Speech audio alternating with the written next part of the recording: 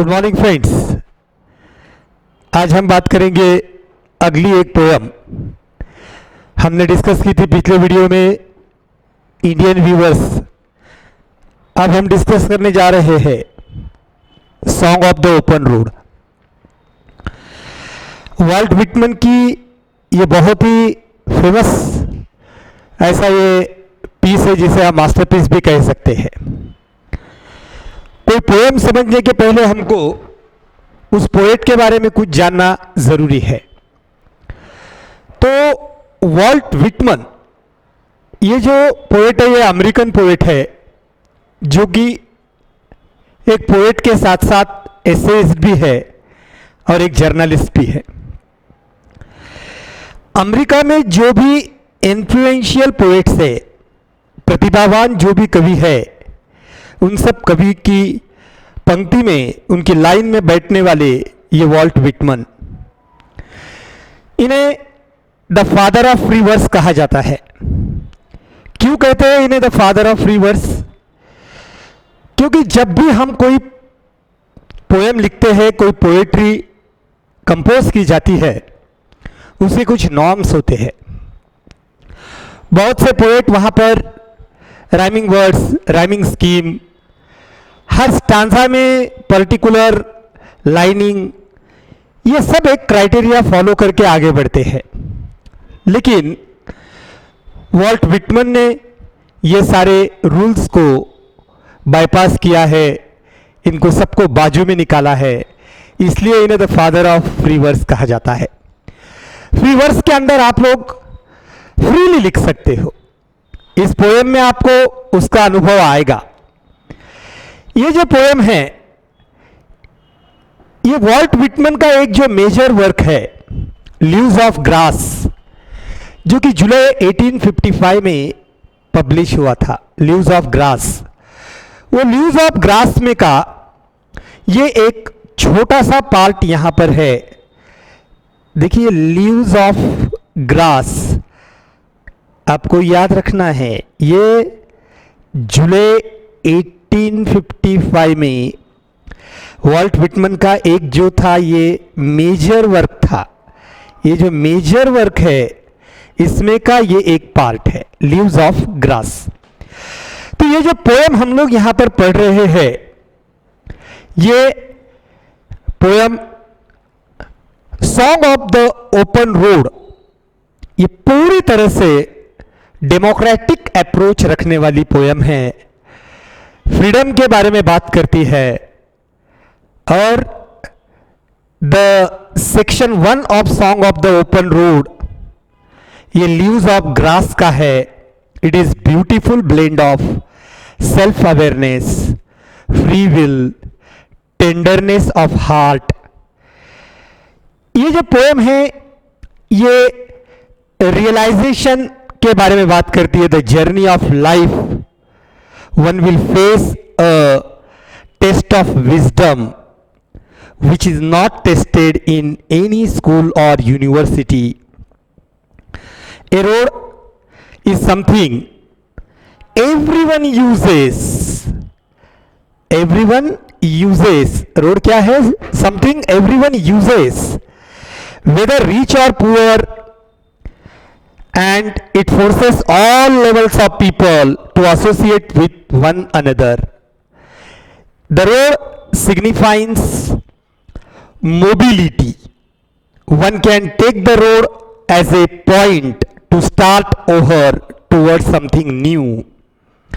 ये पोएम एक democratic approach देती है और व्हिटमन यहां पे talks about the people and places. साथ ही साथ में ही आर्ग्यूज, उन्होंने आर्ग्यू भी किया है। काय के बारे में आर्ग्यूज है उनका? ही argues regarding what? Against staying in one place for too long. किसी एक जगह पर बहुत देर के लिए रुके रहना, although the hospitality may be true. इसके बारे में बात करते हैं। तो हम लोग अब स्टेट में ये पोएम के बारे में डिस्कशन करेंगे।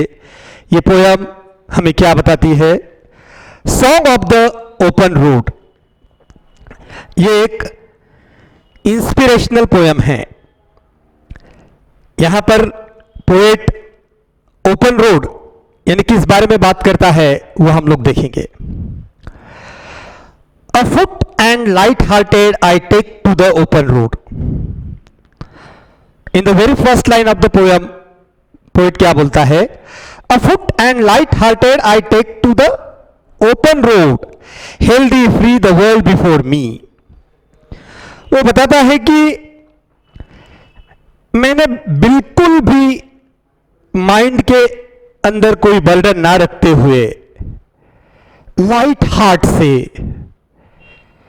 मैंने ये ओपन रोड के ऊपर अपने कदम रखे। ये ओपन रोड के ऊपर मैंने अपने कदम रखे, किसी भी तरह से वहां पर माइंड में बर्डन ना लेते हुए। जब मैंने वो कदम रखे थे, healthy free the world before मी, मैं बिल्कुल फ्री था। फ्री ये जो वर्ड यहां पर आया है पर्टिकुलरली डेमोक्रेसी के बारे में बताता है। ये डेमोक्रेटिक अप्रोच के बारे में बताता है। हेल्दी पूरी तरह से पोषक, एकदम फिट, माइंड में कोई बर्डन नहीं, और मेरे भी आगे द वर्ल्ड बिफोर मी और भी बहुत से लोग उस ओपन रोड पर जा रहे थे, उस ओपन रोड पर आगे थे। The long brown path before me leading wherever I choose. Brown path ये एक डिस्क्राइबिंग वर्ड है। Those person who knows about traveling, और more particularly we can say tourist, जो टूरिस्ट होते हैं जिनको ट्रैवलिंग बहुत ज़्यादा पसंद है, जब रोड साइड पे वहां पे साइन पोस्ट होता है ब्राउन कलर का, वो ब्राउन कलर का जो साइन पोस्ट होता है वो ट्रैवलिंग के बारे में या टूरिस्ट के बारे में इंडिकेशन करता है। तो ये क्या बताता है? The long brown path before me leading wherever I choose. जब मैं उस ओपन रोड पर जा रहा था, वहां पर ब्राउन पाथ था। Brown path leading wherever I choose, मेरे सामने वो ब्राउन पाथ था। मुझे जहां भी जाना है मैं जा सकता था उस पर से। Henceforth I ask not good fortune, I myself am good fortune। Poet क्या बोलता है? ये लाइन को थोड़ा सा फोकस कीजिए। क्या बोलता है वो? Ask not good Fortune, ask not good Fortune. आपको ध्यान रखना है, फॉर्चून, मैं क्यों किसी के पास में दया याचना करूं? मैं क्यों किसी के पास में दया याचना करूं? I myself am good fortune. अरे मैं खुद ही एक गुड फॉर्चून हूं, मैं खुद ही एक गुड लक हूं। मुझे क्या जरूरत है किसी के पास में दया याचना करने की? जरूरत ही नहीं है। Henceforth I whimper no more, postpone no more, need nothing। इसलिए वो क्या कहता है? वो बोलता है कि ये फियर और पेन जो होता है, डर जो होता है, दुख जो होता है, आई whimper no more, मैं किसी भी बारे में अब कोई कुरबुर नहीं करता, कोई विम्परिंग नहीं करता। मैं किसी के साथ में भी कोई झगड़ा नहीं करना चाहता हूं। मैं किसी बात को पोस्टपोन नहीं करना चाहता हूं, आगे नहीं बढ़ाना चाहता हूं। नीड नथिंग, मुझे किसी बात की जरूरत ही नहीं है। Done with indoor complaints, libraries, querulous criticism. एक वर्ड आया है, नया वर्ड है, यह है क्यूरलेस क्रिटिसिज्म। क्यूरस का मतलब होता है कंप्लेनिंग, किसी बारे में कोई कंप्लेन करना। Showing that one is irritated, जब कोई बहुत ज्यादा इरिटेट हो जाता है ना, या किसी चीज के बारे में जब वो कुछ कंप्लेन करता है ना, उसके लिए ये वर्ड है querulous. Done with indoor complaints, libraries, querulous criticism. Poet यहां पे बहुत ही सिंपल लैंग्वेज में बताता है कि अब मुझे कोई एक्सपेक्टेशंस नहीं है, छोटे बड़े जो भी कंप्लेंट्स है वो सब मैंने अब मिटा दी है। डन विथ इंडोर कंप्लेंट्स, जो भी घर में के छोटे मोटे प्रॉब्लम्स है, जो भी छोटी मोटी कंप्लेंट्स थी, वो मैंने पूरी तरह से मिटा दिए हैं। लाइब्रेरीज एंड क्यूरलस क्रिटिसिज्म, मैंने सब जो छोटे मोटे बिजनेस है, जो व्यवहार है, वो भी सब कंप्लीट कर लिया है। और क्यूरलस क्रिटिसिज्म, मैं किसी के ऊपर भी अभी टीका टिप्पणी नहीं करता हूं, मैं किसी को भी दोष नहीं देता हूं, किसी को भी मैं कंप्लेन नहीं करता हूं, किसी के बारे में मैं क्रिटिसिज्म भी नहीं करता हूं, आड़ी तिरछी बात नहीं करता हूं। Strong and content I travel the open road, मैं पूरी तरह से सशक्त हूं, पूरी तरह से मजबूत हूं, पूरी तरह से कंटेंट यानी पूरी तरह से समाधानी, सेटिस्फाइड हूं। I travel the open road, क्योंकि मैं इस ओपन रोड के ऊपर ट्रैवलिंग कर रहा हूं। ये पूरी तरह से पोएट का जो भी फ्री माइंड है ना, उसके बारे में बात कर रही है। फ्री माइंड के बारे में, डेमोक्रेटिक अप्रोच के बारे में बात कर रही है। ये रोड ही होता है जहां पर कोई डिस्क्रिमिनेशन हमें नहीं मिलता है। Poor sector of the family हो या रिच पर्सन हो, मिडिल क्लास हो या अपर रिच क्लास हो, हुएवर कोई भी हो, जब वो ओपन रोड पे जाता है ना, they all are one and the same. तो ये वही जगह है, पोएट का ऐसा बोलना है, जहां पर मैं पूरी तरह से स्ट्रॉन्ग और कंटेंट के साथ में मैं यहां ट्रैवल कर रहा हूं। The earth that is sufficient, वो क्या बोलता है? The earth that is sufficient means ये जो हमारी मदर अर्थ है, दैट इज सफिशियंट, उसके पास किसी चीज की कमी नहीं है। मदर अर्थ के ऊपर हर चीज अवेलेबल है, हर चीज अवेलेबल है। पोएट का बोलना यही है यहां पर वॉल्ट व्हिटमैन का, कि मैं स्ट्रॉन्ग एंड कंटेंट, मैं मजबूती से पूरी तरह से सेटिस्फाइड होकर जिंदगी के इस ट्रैवल में मैं चल पड़ा हूं, और चलते समय मैं पूरी तरह से सेटिस्फाइड हूं, क्योंकि पीछे मैंने कुछ छोड़ा ही नहीं है। यानी जो छोटे मोटे बिजनेस थे, छोटे मोटे कंप्लेन थे, किसी के ऊपर कोई क्रिटिसिज्म, टीका टिप्पणी थी, मैंने वो सब कुछ छोड़ा ही नहीं है, वो सब मैंने मिटा दिया है, वो सब मैंने कंप्लीट कर लिया है, ऐसा वो बोलता है। साथ ही साथ में उसने ये भी बताया है कि द अर्थ, ये हमारी जो पृथ्वी है, the earth that is sufficient, किसी चीज की कमी नहीं है हमारी इस पृथ्वी के पास में।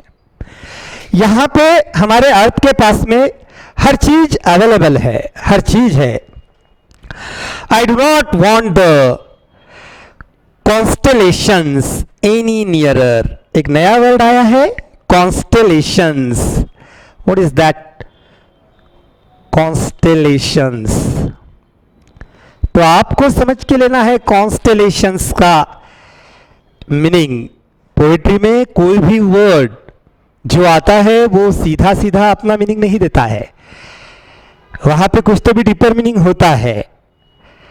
तो कॉन्स्टेलेशंस, पहले टेक्स्ट के अंदर क्या बताया गया वो हम समझ लेंगे। इन दिस कॉन्टेक्स्ट फेट और डेस्टिनी के बारे में बात करते हैं। इन्फ्लुएंशियल ग्रुप ऑफ पीपल, हर समाज में, हर सोसाइटी में, हर देश में कुछ बहुत प्रतिभावान व्यक्ति होते हैं, इन्फ्लुएंशियल पर्सन्स होते हैं, उसके बारे में बात करता है। पोएट क्या बोलता है यहां पर? I do not want the constellations any nearer. मैं इतना सेटिस्फाइड हूं कि मुझे मेरे आसपास में कोई इन्फ्लुएंशियल ग्रुप्स ऑफ पीपल नहीं चाहिए. मैं सेटिस्फाइड हूं, मैं बहुत सेटिस्फाइड हूं. उसका ये जो भी बोलना है वो ये बताना है कि ये कॉन्स्टेलेशन जो है, जो नक्षत्र होते हैं, जो ग्रह होते हैं, और सेकंड मीनिंग दिया है इन्फ्लुएंशियल ग्रुप ऑफ पीपल. तो मुझे ये लोग नजीक नहीं रहे तो भी चलेगा, क्योंकि मैंने सब कुछ मिला लिया है. मैं इस ओपन रोड के ऊपर ट्रैवल कर रहा हूं और मैं सेटिस्फाइड हूं. I know they are very well where they are. Poet बहुत बढ़िया लाइन बोलता है कि ये जो इन्फ्लुएंशियल पर्सन है, या दूसरे मीनिंग में देखे तो कॉन्स्टेलेशंस के बारे में अगर बात करते तो ग्रह नक्षत्र तारे जो बताए गए हैं, ये जहां है, I know they are very well where they are. मैं जानता हूं ये जहां है, ये वहीं बहुत अच्छे है. ये जहां है वहीं बहुत अच्छे है. I know they suffice for those who belong. जानता हूं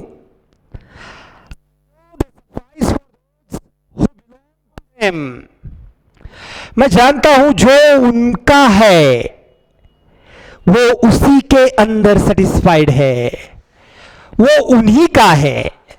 तो वहां मैं कोई इंटरफेयर नहीं करना चाहता हूं. I know they suffice for those who belong to them. जो उनका खुद का है, टू बिलोंग टू, किसी के मालकी का होना, किसी का मालिकाना अधिकार उसके ऊपर होना.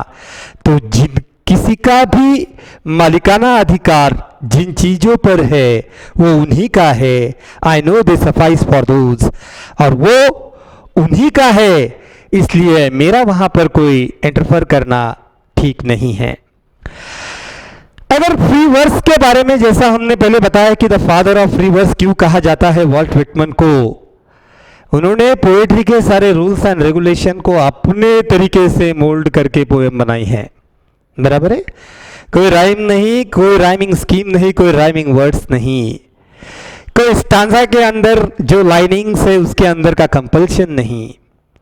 मुक्त छंद जिसे कहा जाता है, मराठी में मुक्त छंद कहते हैं फ्री वर्स, उसी तरह से यहां पे भी जो पोएम लिखी है वो पूरी तरह से फ्री है. लेकिन लास्ट का जो स्टांजा है, इस पोएट का जो the father of free verse कहा जाता है, उसका अनुभव आपको आ सकता है. इन्होंने लास्ट का पूरा स्टांजा ब्रैकेट में लिखा है.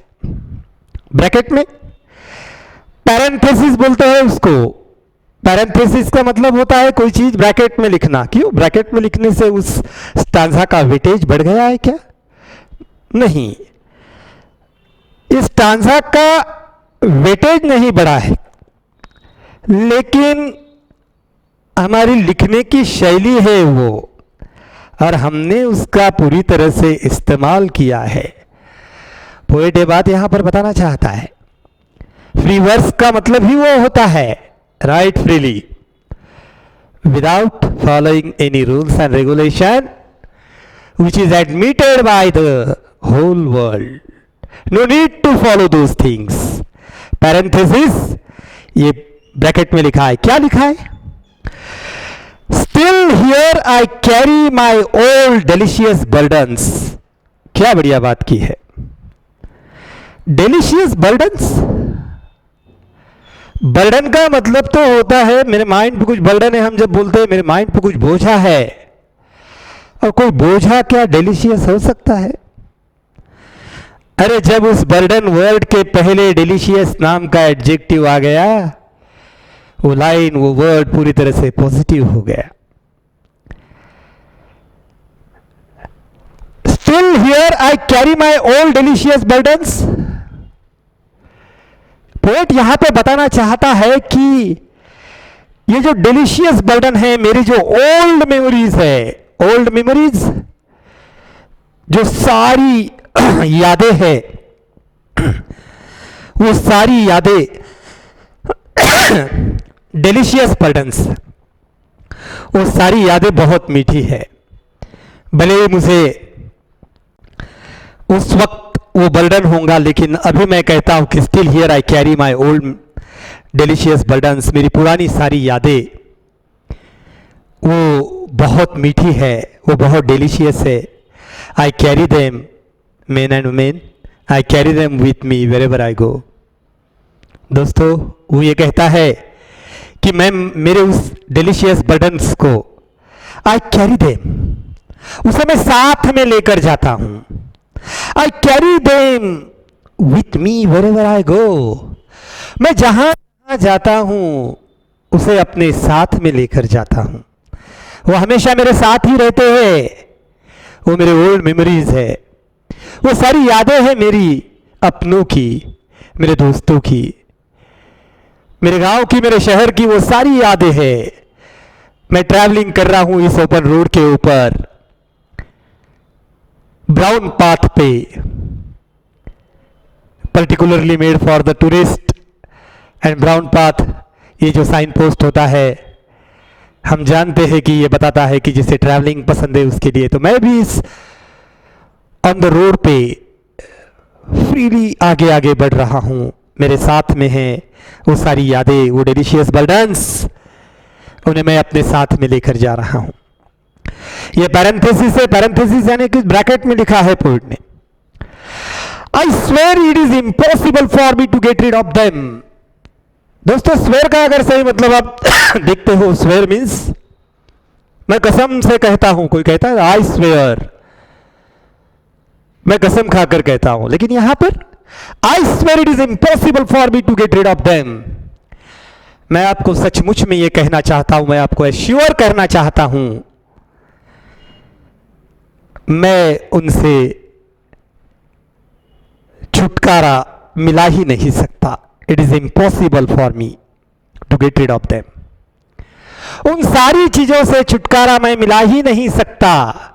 वो डिलीशियस बर्डन, वो यादें, वो दोस्त, वो परिवार, वो गांव, वो सारी चीजें, मैं इनसे छुटकारा मिलाना ही नहीं चाहता हूं। It is impossible for me to get rid of them. और मेरे लिए ये उतना ही मुश्किल है इन सब से छुटकारा मिलाना, क्योंकि मैं जहां जहां जाता हूं वो सब मेरे साथ आते हैं। आते नहीं, मैं उन्हें अपने साथ लेकर जाता हूं। I am filled with them and I will fill them in return. I am filled with them, मैं पूरी तरह से उनमें समाविष्ट हो चुका हूं, मैं पूरी तरह से उनमें मिल चुका हूं। And I will fill them in return, और मैं उन सब चीज़ों को अपने आप में पूरी तरह से समाविष्ट करना चाहता हूं, अपने आप में मिला लेना चाहता हूं। बहुत ही interesting song on the open road, song of the open road, ये पोएम वॉल्ट विटमन की। मैं उम्मीद करता हूं कि आप लोग इसे अच्छी तरह से समझ गए होंगे। ये बताता है कि यहाँ पे ओल्ड डिलीशियस बर्डन जो वर्ड आया है वो स्वीट मेमोरीज ऑफ पास्ट के बारे में है। ये स्वीट मेमोरीज ऑफ पास्ट के लिए पर्टिकुलरली ये वर्ड आया है, डिलीशियस बर्डन। अब इसे याद रखना है। ये जो पोएट है ये ऐसा एक पर्सन है, ये ऑल इनहेबिटेशन से फ्री है, और इसने फ्रीडम का जो कंसेप्ट है वो अपने लैंग्वेज में यहाँ पर अलग तरीके से सबके सामने रखा है। जैसा कि अगर हम देखते हैं कि पोएम में henceforth I ask for no good fortune, I myself am good fortune, ये जो लाइन यहाँ पर आए वाली है, henceforth I ask for no good fortune, I myself am good fortune, यानी उसने यहाँ पर ये बात जो कही है वो क्या कहता है कि मीच माझ्या जीवनाचा शिल्पकार आहे, मीच माझ्यासाठी लकी आहे, मी कशाला कुणाकडे दया याचना करू। उसका बोलना है कि I am good fortune for myself, I ask for no good fortune. ये लाइन पर्टिकुलरली यहां पे सेल्फ कॉन्फिडेंस बताती है। ये सेल्फ कॉन्फिडेंस बताती है। साथ ही साथ में वो हमको बताता है कि उसने किसी भी तरह का बर्डन यहां पर माइंड में अभी रखा नहीं है, पैरेंथेसिस का यूज किया वाला है, और कॉन्स्टेलेशंस बोल के एक जो वर्ड आया है इन्फ्लुएंशियल ग्रुप ऑफ पीपल के बारे में बताता है। एकदम इंटरेस्टिंग ऐसी ये पोयम वॉल्ट विटमन की हमने यहाँ पर पढ़ी है। दोस्तों मैं उम्मीद करता हूँ कि आपको ये पोयम अच्छी तरह से समझ में आ गई होंगी। धन्यवाद। हम आगे बात करेंगे एक नए पोयम के बारे में। Thank you.